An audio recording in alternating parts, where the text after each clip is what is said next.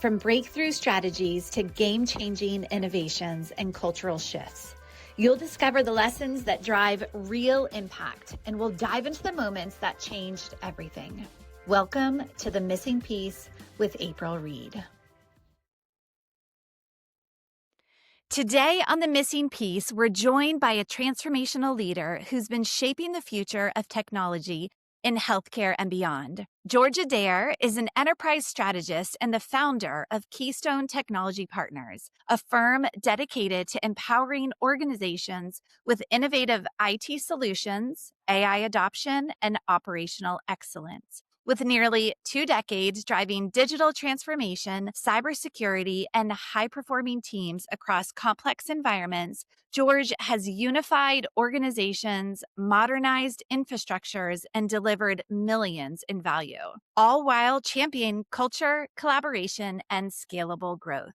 He's here to share what it really takes to build future-ready organizations and lead through change with clarity, innovation, and heart. George, welcome to the Missing Piece podcast. Thanks, April. Very glad to be here today. I appreciate it and honored to be on the show. Well, I'm really looking forward to our conversation because the little bit that I've gotten to know you, you have a lot of experience to share with us inside the healthcare organizations, just your strategic, I don't want to take things away, but just your strategic advisory services, founding Keystone Technology Partners. But let's take us back to the beginning. Introduce yourself. Who is George? How did you get to where you are today? Introduce yourself to us. Oh, thank you. So, by and large, I am, a technologist. I cut my teeth originally on starting out as an engineer, working in networking, working for organizations where, rapid growth was occurring. So there was a lot of change, a lot of opportunity to jump into different avenues. But I generally started out as an engineer and quickly made my way through to working closely with business leaders. And so I realized right away that that was a passion of mine, really bridging that gap between technology and business outcomes, business needs. And I can recall early on was working on a particular project and brought into the CEO's office. And we were just chatting about, some ways to improve it, some ways to make it better.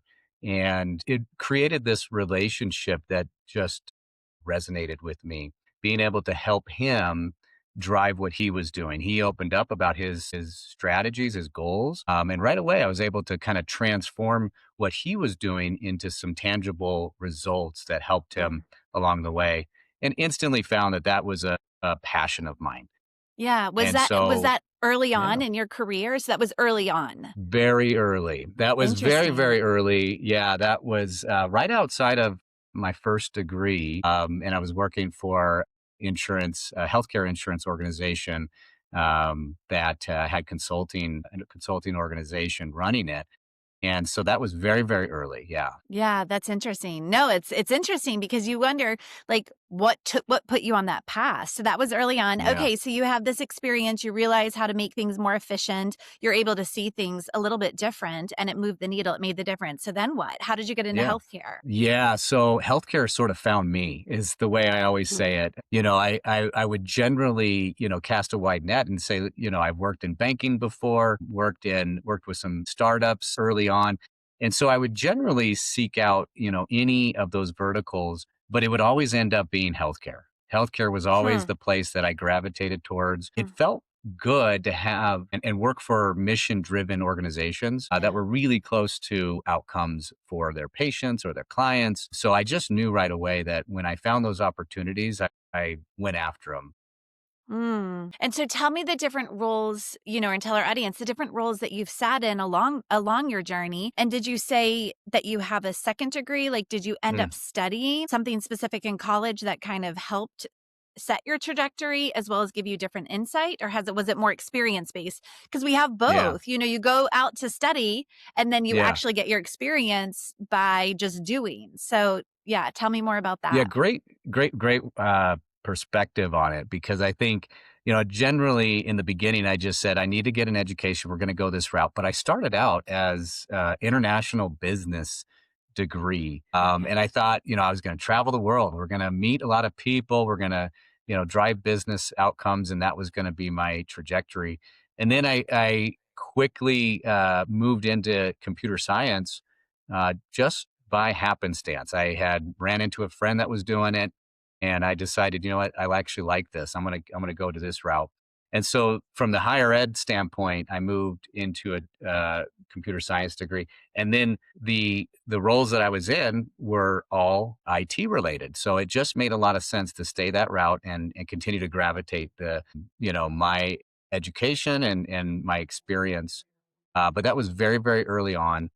And as I started taking on more leadership roles, which happened also fairly early, as I moved into this infertility organization as an IT manager, it was fascinating. It was fascinating to not just be able to run infrastructure, build systems, data centers, but also to realize their application maturity transformations. And so we would take on these pretty broad projects to transform and bring in new operations from a very early on of the high tech era and bring on new applications, new ancillary tools. And that was also fascinating. So I had the ability Mhm. to work in a wide range of IT and quickly realized that that's just where I do my best work. Mm. So yeah. I wanna, so yeah, there's so much to unpack there. So, I mean, I call this the Missing Piece podcast for a reason because I feel like when we can either identify the missing piece, that's usually what moves the Mhm. needle for us, either personally or professionally. But specifically, in my career, having been in the healthcare space for 2 decades as well, over 20 years, you go in and you see the missing piece. And sometimes it's Mm. the tiniest thing. So, what you're explaining is your ability to come into an organization or a business and discover the missing piece. What are your secrets there? Like, how do you do that? Is Yeah. there, and then has there ever been like a strategic or a moment that you noticed, okay, this is the missing piece, plug in this tool, plug in this workflow, or, that really move the needle? Do you have a story around that or any insights? Yeah, I'll talk about when an organization brought me up into their rapid growth team, particularly through M&A and some de novo. So new clinics and mergers and acquisitions that they were doing.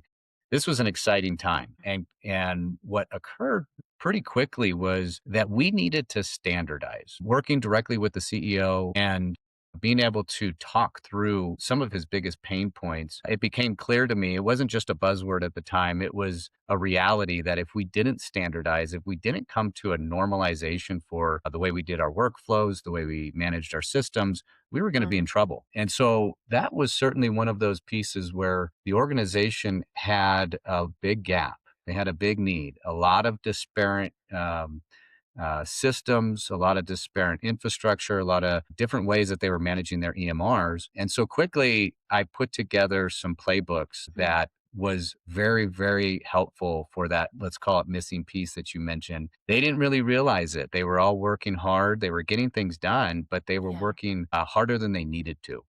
Yeah. So we needed to simplify it. We needed to bring it together so that it was scalable, repeatable, and really keeping it close to the patient, right?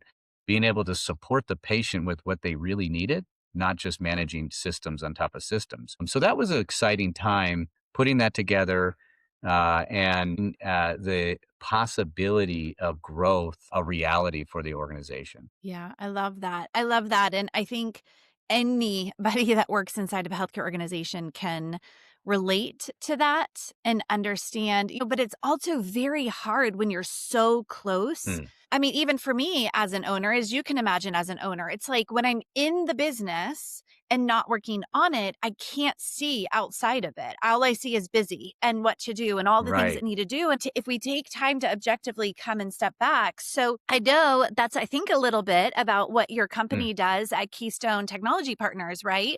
I mean, I looked yeah. on the website and I just began to like try to understand more about what you do, but Mhm. I imagine that's probably why you founded it.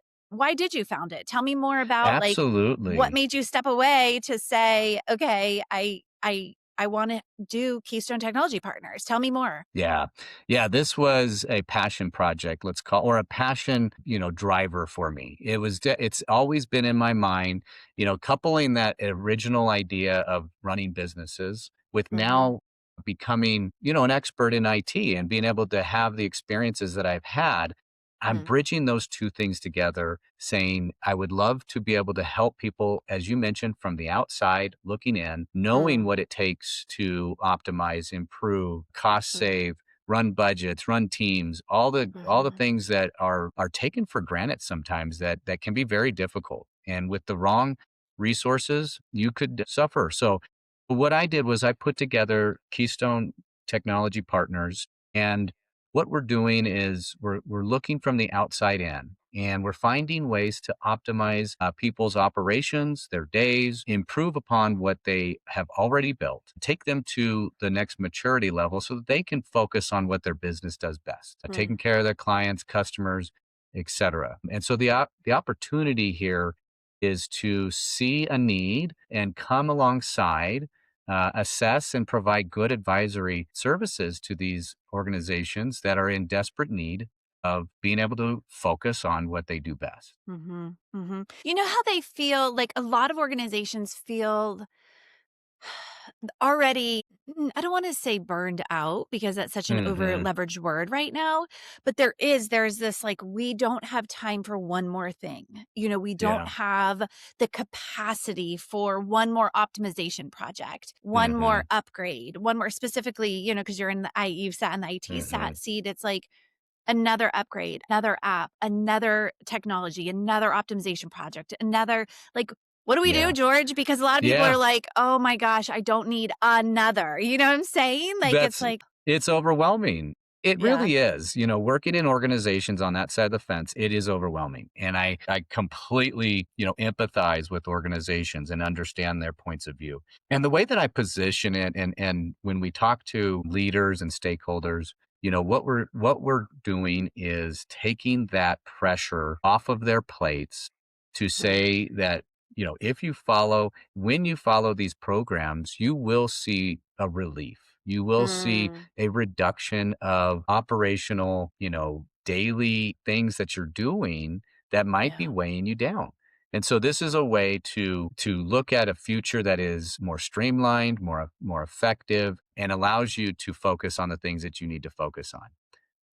So yeah, I love I that. think, but you're right. It's hard to get into organizations that are busy, and most are very busy. Yeah, And yeah, so, yeah, that's the difficult part, but it is a realization over time yeah, that you're going to fix those things that you're doing that's creating more work for your yeah. your teams. Yeah. I mean, absolutely. And I completely agree. Exactly. Because it's like we feel overwhelmed leveraging tools, leveraging technology specifically to Hmm. create optimization, operational efficiency, et cetera, is also what everybody's talking about. So what is everybody talking about as well, George? Hmm. AI. They're talking about Yes. AI. They're talking about the Hmm. tools and technology around it and not taking away from patient care, but more so giving back to patient care. I was talking Yeah. to a physician yesterday and she said, man, my patients are happier. We do surveys and they said, I love the time that my physician takes with me. And she said, April, I could only do it because I'm leveraging the tools out there Yeah. that is helping me document faster. It's helping me see patients more. It's helping me be more intentional with my time. And so, you Right. adding that value as well. But tell me about you've leveraged AI adoption in organizations as Hmm. well. So yeah, give me your thoughts around AI, not only today, but in the future for specifically healthcare organizations and businesses. Yeah, AI is everything that you've heard. It's the game changer. It's the next revolution. It's the next big thing. And as IT leaders or just leaders in general, to me, this is a paradigm where everybody has to weigh in. We've Yeah. had these moments before where cloud entered into our existence. We had multiple different times, but this is much different. This is much, much different because the way that I see it and what I try to do for organizations is help them to realize that everybody is a player in this new existence of technology. that we all Mhm. have to have a part in it. And so the way that I see AI and the way that it is already impacting organizations is in the efficiencies. And we go back to that because that's ultimately what organizations are looking for. They're looking to remove walls and roadblocks, and they're looking Mhm. to unstuck their organization so that they can either optimize or move forward. Mhm. Some Mhm. organizations are growing fast, and so they want to find ways to take off mundane work Yeah. that they're not doing that could be greatly impacting the positive outcomes of their organization. And so, I'll give you an example. At one of my past organizations, we stood up a enterprise steering committee. And what happened during this enterprise steering committee is we first realized some of our highest needs. And our highest needs at this organization was to bring in all of the AI asks, all of the AI needs and intake into this group and let this group be the decision makers as they were trying to take on the marketing department, the finance department, all of the departments are trying to take on new AI tools on their own. Right. And what they needed was to streamline the decision making, excuse me, to a group that could make a thoughtful and mature decision on whether or not they should move forward. So what it did is it allowed the central team to either decide to move forward or not.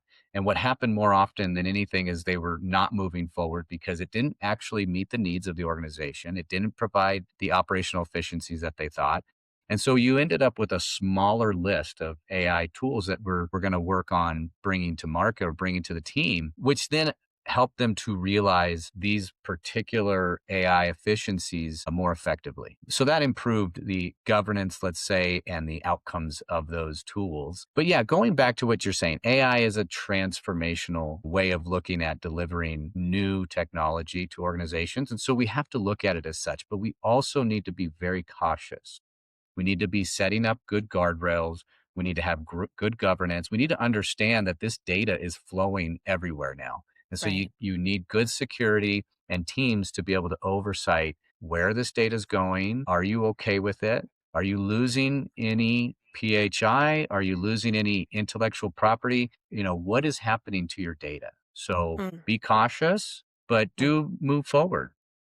Yeah, I love that. I mean, you just hit on so many things. It is exciting, but you have to have the right strategy. I think at the end of the day, Yeah. what are the AI tools out there? How are you strategically using them? How are you then monitoring them and making sure that they're adding the value that was planned for and intentional? I know a lot of organizations have implementing like chief AI officers. Hmm. George, what do you recommend to organizations? Should they be hiring chief AI officers? Do they bring in, like an outside counsel? How do they learn? Yeah. Like, and then who does that? Like, what's your recommendations there? Yeah, I'll just take a first stab at really some past experiences that I've had with this type of engagement, this type of outside view of an organization. So I can remember early on in some of my leadership roles where I would seek out outside counsel. And generally you had just a couple of organizations you can lean into, whether it was Gartner or Infotech.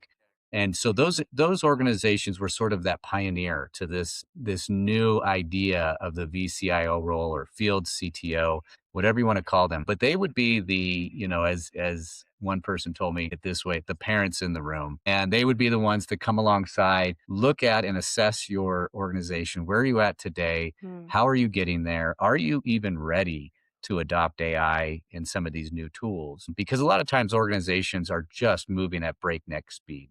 Yeah. Or you have individuals internally that are doing the best they can to make the executive team happy and satisfied with their IT department and what they're doing, that they forget to make the hard decision. Hmm. They struggle Hmm. with telling somebody no. They may struggle with telling somebody not until you do X. And Hmm. so I think the emergence of the VCIO, field CTO roles are going to Hmm. continue to grow. They're going to continue to Yeah.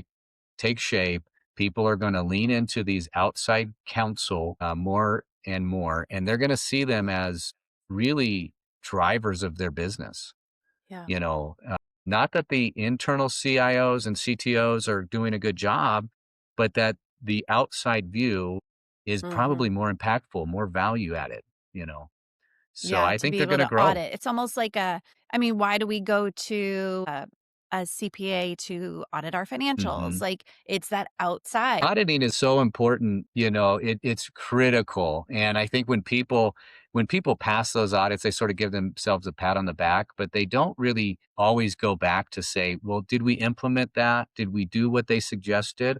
I think the Right. VCIO role or Yes. this field CTO role stays alongside the organization. They don't leave them. They Mm, make sure that they're implementing the processes that they need to put into place in the effective manner, right? Building yeah, good yeah, roadmaps, building good strategic phased approaches, understanding that you don't have to boil the ocean all at once, but you got to make sure you're moving in the right direction. So I couldn't agree more, and I'm glad you brought that up because I think it's an emerging role, and organizations are going to continue to invest in them. yeah, I love it.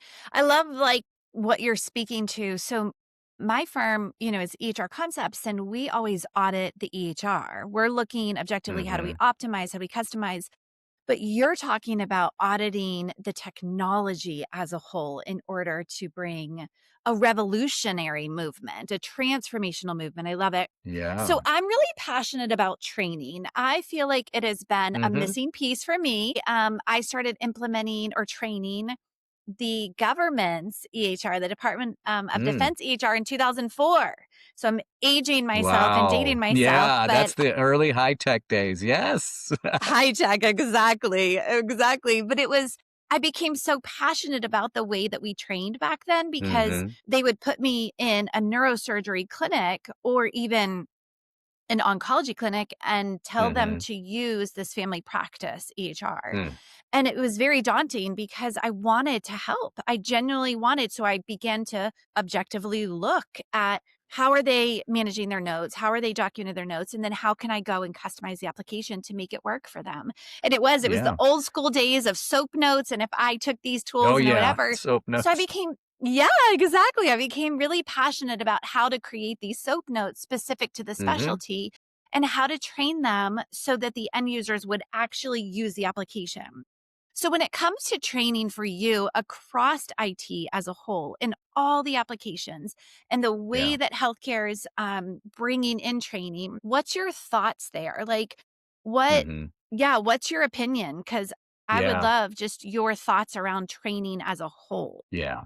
Every organization I've worked for, the adoption problem was pervasive, right? Hmm. Meaning we'd bring in a new tool, we'd bring in a new EMR, new ancillary system to go with it, and we'd Right. train initially, we'd get the sign off, we'd have them take a test, whatever, all the good things that you can do, but then we'd have no follow up afterwards. We Mm, would sort of set it and let it. We hoped that everybody was just operating the way they should. You yeah. go down, a year past your original go live, and you find out that people are finding sneaky ways to use the system and operate within and outside of the confines that you originally built. And then Yeah. you even find out, well, I didn't even know the EMR could do that. I'm glad you discovered something that was sort of under the covers. And so Yeah. the issue with training is very real and it continues to persist from what I can tell. The Mm, past organizations I've been at, while we talked about putting together good training programs, we would often have good efforts towards